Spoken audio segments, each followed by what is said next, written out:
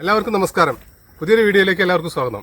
ഇന്ന് നമ്മൾ ജാതി കൃഷിയിൽ ചെയ്യുന്ന ഒരു വളത്തിൻ്റെ കൂടി കാര്യമാണ് പറയാൻ പോകുന്നത്. നമ്മൾ ഇന്ന് മഗ്നീഷ്യം സൾഫേറ്റ് ആണ് ചെയ്യാൻ പോകുന്നത്. അപ്പോൾ നമ്മൾ ജൈവവളം ചെയ്തു, രാസവളം NPK ചെയ്തു, അതിനുശേഷം നമ്മളിപ്പോൾ മഗ്നീഷ്യം സൾഫേറ്റ് ചെയ്യാൻ പോകുന്നു. അത് മഗ്നീഷ്യം സൾഫേറ്റ് നമുക്ക് ഇതുപോലെ ഒരു മരമാണെങ്കിൽ ഇതൊരു 10-20 വർഷത്തിന് മുകളിലുള്ള മരമാണ്.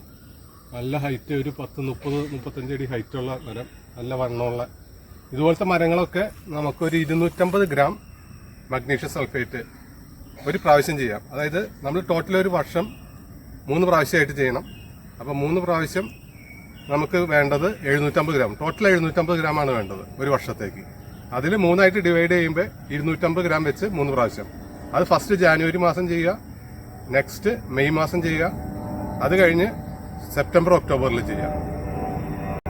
മഗ്നീഷ്യം സൾഫേറ്റ് ശരിക്കും മരങ്ങൾക്ക് എന്തിനാ ആവശ്യമെന്ന് വെച്ച് കഴിഞ്ഞാൽ, ഇപ്പം മുമ്പ് കൃഷി ചെയ്തുകൊണ്ടിരിക്കുന്നവർക്ക് കറക്റ്റായിട്ട് കാര്യങ്ങൾ അറിയാൻ പറ്റും. പുതിയതായിട്ട് കൃഷിയിലേക്ക് വരുന്നവർക്ക് മനസ്സിലാവാൻ വേണ്ടിയാണ്.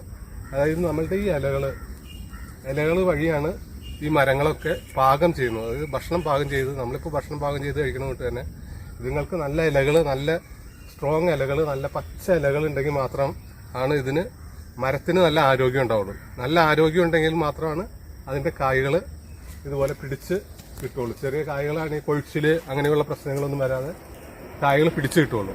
അപ്പോൾ അതിനായിട്ട് നമുക്ക് മരം നല്ല ആരോഗ്യത്തോടെ നിൽക്കണം. അപ്പോൾ അതിനു വേണ്ടിയാണ് നമ്മൾ പൂർണ്ണമായിട്ടും വളങ്ങൾ ചെയ്യണമെന്ന് പറയുന്നത്.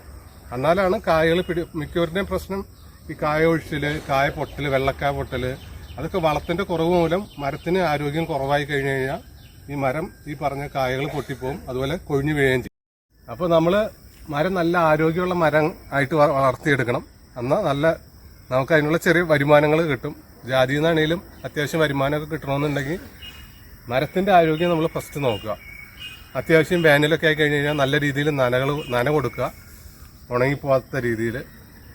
ശരിക്കും ജാതിക്കൊക്കെ അത്യാവശ്യം ഒരു ചെറിയൊരു ഷെയ്ഡൊക്കെ ഉള്ളത് നല്ലതാണ്. ഇടയ്ക്ക് കവുങ്ങോ തെങ്ങോ അങ്ങനെയുള്ളതിൻ്റെ ഇടയ്ക്ക് നിൽക്കുന്നതാണ് ഏറ്റവും സേഫായിട്ട് നിൽക്കുന്ന മരങ്ങൾ.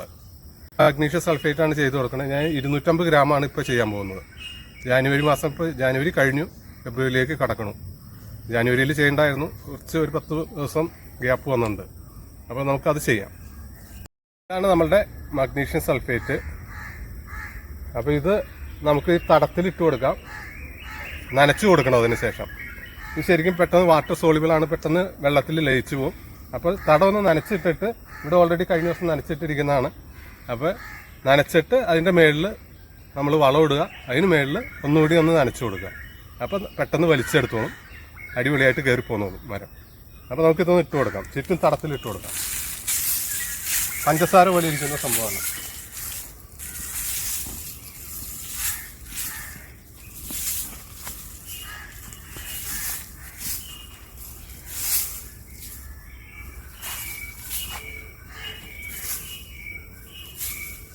ചെറിയ ജാതികൾക്ക് കൊടുക്കുന്ന മഗ്നീഷ്യം സൾഫേറ്റിന്റെ അളവും കൂടി പറയാം.